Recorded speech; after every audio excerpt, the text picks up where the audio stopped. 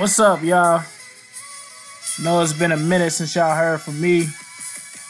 Whew. It's been a busy week, man. We just gonna vibe out real quick. Shout out to Who That Nation. You know your boy Ace was coming back real quick on y'all.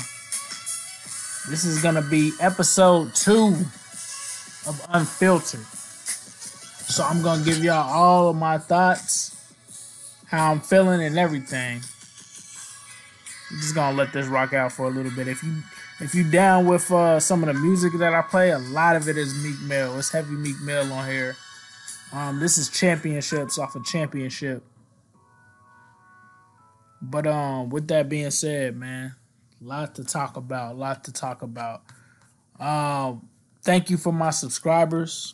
I appreciate you guys bearing with me. I know there's some times where I just disappear and come back, but you guys are always here for me. You're always checking the content, always showing love. We're going to talk about a lot of stuff, man. It's been a while since I've been on here.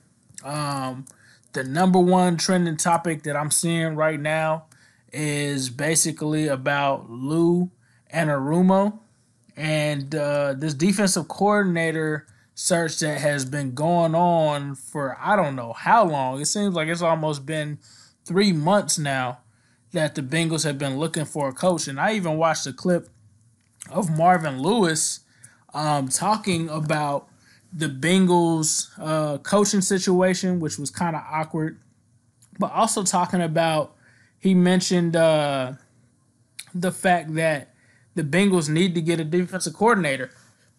Like, a lot of people honed in on the offensive line talk, with him talking about the Bengals need an offensive line and the fact that he believes that they'll still go with Andy Dalton. But one thing that a lot of people left out was the fact that he also mentioned that the Bengals need a defensive coordinator. And it seems like he's kind of been paying attention to some of that. So right now, I'm going to just bring in a little bit of audio with Marvin Lewis pretty much talking about the Bengals situation right now. So let me see if I can pull this in, and we'll get it started from there. So give me 1 second, y'all. Salary cap. Even if you wanted to bring in competition, you could afford that as a backup. I mean, backups are going to be making the kind of money that Andy Dalton is making right now. So ultimately, I think that I could see Zach Taylor bringing in a guy like Ryan Tannehill if he springs. He was very close with Ryan in Miami. They're still friends. I could see it being a situation where maybe they brought in some competition for Andy. But, I mean, Marvin frickin' Lewis is sitting across the room. Whenever you're ready. Go for it. I think Andy is in a good spot in the organization. I think he's the leader of the football team. I think he'll continue to be the leader of the football team. I think that maybe they will bring in a young player to continue to groom in the case that Andy walks in 2 years when his contract's up. But I think right now that's Andy Dalton, and they got to go and fix the offensive line. The offensive front will be a big focus for the Cincinnati Bengals to continue to lean on Joe Mixon's abilities and the abilities of Giovanni Bernard, A.J. Green, and the guys they have. So there's going to be some guys there to get the number one pick from 2 years ago, John Ross, to make more plays. You got Tyler Boyd. So offensively, I think we got to go and restructure, retool the offensive line a little bit. So you think if there was one thing that you would point to? You said we. We weren't going to hold you to it. So, okay, if you were going to point to, man, this was the thing, it was the offensive line? You're going to continue to build the offensive front group, no question about it. Biggest challenge, you think, there for Zach? For Zach, well, he's got to replace a legend in 16 years that's built the culture in Cincinnati, so he's going to have to replace this man here, Marvin Lewis. And then defensively, I think, Zach Taylor comes in with an offensive mind, and he's going to have an offensive mindset as far as fixing those problems on the offensive side. Well, you better hire a defensive coordinator that can come in and fix the defense as well. And I know Marvin took Coach, you were there on the defensive side a lot last year trying to fix that defense at the same time. So I think that's going to be a problem as well. A lot of holes on the defensive side and that offensive line. And that's where you win football games. Up front is where you win football. Well, I'm talking about being behind the 8 ball, because you want to know whoever the defensive coordinator is, right? The philosophy, because you want to all be on the same page now, drafting players or free agency. And right now, I mean, they're behind. I mean, Well, it's an odd situation to not have a defensive coordinator at this point, and obviously so. But there are some defensive players on that team that can play. And frankly, when middle of the season, when I had to get more involved, I was trying to tell them we're underachieving. You know, we're not playing to the ability of the guys in this room, and we got to do it. You know, we got to get on the same page and get going. What did you find in all those years? What's the biggest challenge of being the head coach of the Cincinnati Bengals? Well, I think the biggest challenge all the time is everybody wants to point to what they haven't done. Let's talk about what they have done and continue to build upon that and move forward and get it done. But you're in a tough division. And I think that's the thing. You know, we're talking about the Baltimore Ravens. Now we're talking about the Cleveland Browns, and we know how good the Pittsburgh Steelers are. So, you know, we built a football team to be at the top of that division, and they have to get back there in order to do that. Wait. So it was cool to hear Marvin give his 2 cents on everything and the situation right now, but that's one of the key things. Like, the Bengals have to find a defensive coordinator. It's like really getting to the point where it's almost ridiculous now. So Lou Anarumo, or however you say this guy's name, is a guy that's been thrown out there. I think that he has some experience out here. I'm going to actually pull him up real quick, just to pull up his resume real quick. Let's see. So it looks like he's right now working for the Giants. He seems like a guy that's been around for a long time, has a decent resume. Was the Miami Dolphins interim defensive coordinator in 2015. Defensive backs coach for Miami 2012 through 2017. Was also a DB's coach at Purdue, Marshall, looks like Harvard as well. This guy's got a resume. He started out in coaching in 1989 and has worked his way all the way through college, through the Marine Academy, and recently has been named, the defensive coach or the defensive backs coach for the New York Giants as of last year.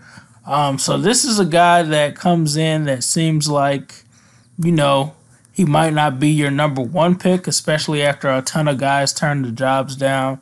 And, I mean, there were a number of reasons. We thought that the UF coordinator was going to take the job, but obviously he decided to kind of use that as leverage at Florida. Also voiced some concerns, I think were valid. I mean, if we're just being honest, he was kind of concerned about going to the 3-4. And I have to agree with him on that because the Bengals don't have the personnel that would, I guess, be a shoe-in fit for the 3-4. Outside of Carl Lawson, outside of Sam Hubbard, everyone else would be making a transition. And I don't see how you start a 3-4 when the biggest weakness on your team is the linebacker position. I just don't see that working out. Not to mention they've tried these kind of things with guys in the past like Michael Johnson, having him be an outside linebacker, and we saw how that failed. So it looks like this guy, Anarumo, is going to get interviewed on Thursday. He's considered the front runner to land the gig. He's a guy that's 52 years old. They were on the same staff for 3 years. So we'll have to see what happens. I think that hopefully at this point you're hoping that we just sign a guy. Honestly, like, to me, I feel like they should have went with Jack Del Rio, but apparently we didn't want Jack Del Rio. Jack Del Rio wanted the job. But we didn't want him. So that's interesting to see. But, you know, given the fact that this defense was somewhat of a weak point for this team the past year and really underperformed and gave up some historically bad numbers, this makes it kind of scary. And then you also look at, if you count the total number of guys who passed on it, you're talking about they passed on Jack Del Rio, Dom Capers turned them down. Vance Joseph didn't feel like they were a fit. New Orleans blocked defensive backs coach Aaron Glenn from interviewing. They also were after the other Saints defensive coordinator. He didn't want to go. Ohio State defensive coordinator Jeff Hafley turned it down. Todd Grantham also turned it down. They decided to stay at their respective colleges. So it's going to be interesting seeing what they have. If this guy is the guy, we'll have to see how this plays out. But obviously just kind of a stressful past couple of weeks as a fan, and you kind of just wonder, how did we get to this point where, was it just because Zach Taylor played in the Super Bowl that delayed the process, or what's going on here? Not to mention that we still need a defensive line coach and I believe another position coach, a linebacker coach as well. We let both of those go. So going to be interesting to see. Some people talked about Rex Ryan. Rex Ryan isn't bad, but we've seen Rex Ryan fail before if you've watched around the NFL. Taking that Bills 4-3 and trying to turn it into a 3-4. Mario Williams was extremely upset about that. This was a few years back when Rex was still the head coach of the Bills, and it lost him his job. It ultimately lost him his job. So Rex Ryan, although he would be a guy that has a lot of personality and things like that, I don't know if him and Zach Taylor would really mesh well, especially given that Rex Ryan has had some good defenses, but he's also had some bad ones in his recent tenure. So I wouldn't mind Rex, but I don't think that he would be. I don't think you would be getting Rex Ryan from the Jets in that vaunted defense that they had all those years ago. So let's also talk about the Mark Walton situation. So Zach Taylor gets his first test of a Bengals character concern kind of issue. So Walton just had like a crazy week because he was arrested last Friday on an unrelated battery charge, and police say that he got into an argument with a Miami couple about his SUV blocking a parking garage entrance. So apparently that happened. He was hit with a battery charge, but prior to that, he also was caught with a marijuana possession charge in Florida during a traffic stop in Miami-Dade County. But he did not make the drug charge public until Monday. So that was crazy because no one knew about this, and this guy's only 21 years old, and he wasn't jailed. So I'm not sure exactly how the Bengals are going to handle this. He posted bond for the battery case and was released from jail after Friday's arrest. So this is still going to play out. So it'll be interesting to see how the NFL chooses to go about this. It'll be interesting to see how Zach Taylor goes about this, because what's crazy is Mark Walton was one of the guys that Taylor actually talked about in his interview. It was reported by one of the local beat writers that was the case. So the fact that this guy is a guy that Taylor thought highly of, we'll have to actually see what happens with this guy, whether he's still going to be on the team or not. He's obviously a guy that was talented. They drafted him in the 4th round. He was one of my favorite picks of last year's draft. This obviously cements Gio, I think there. I don't believe the hype that people were saying that Gio was on edge to get released. Gio was a great, tremendous player, and so was Walton. So I can see you keeping both of those guys, especially with Walton on a 4th round contract. And it's things like this that happen that prove why you should not be so quick to move around or move away from guys. So they're just going to have to see how this plans out with him. Another guy that's been kind of trending and in the news, and I talked about him last week, has been Vontaze Burfict. There's been plenty of talk on whether or not the Bengals should release Vontaze Burfict, whether they should move on from him. Vontaze Burfict is out in Arizona, as I said on the last podcast, out there getting in shape. And if Vontaze comes back in shape, he's still going to have a shot, but it really depends on where his focus is with his mind. Like, is he going to be, taking chances and things of that nature, overthinking things mentally? He did a lot of that last year. He wasn't the player that he should have been. He's not the player that we've seen in the past. He took some steps back. So this is an important offseason for him because he's acting accordingly. I think his job is on the line. Depending on whether him and Zach Taylor mesh, that's going to be big. I think that's going to be big for their relationship to see where they go. And then this new defensive coordinator, I think that's going to be huge too. That could change a lot of things. Obviously, Most people will probably say he, before last season, was easily your best linebacker. But last year he had his worst year ever. He was playing hurt. He ended up with some concussions there at the end. He played a little wild last year. So it'll be interesting to see whether this guy will be on the team or not moving forward.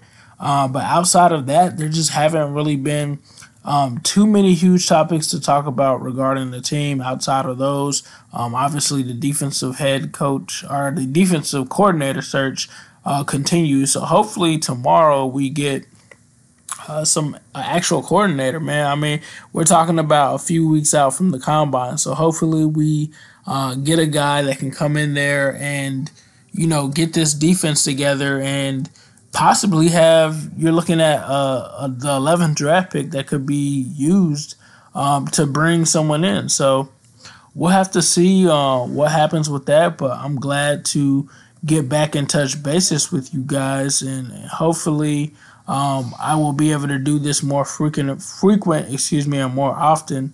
But if we do get a hiring that happens, I will try to post some content on here tomorrow on the channel. So make sure that you're subscribed here. And also some other big news is congratulating AJ Green on the birth of his second son. So the Greens are now a family of 4.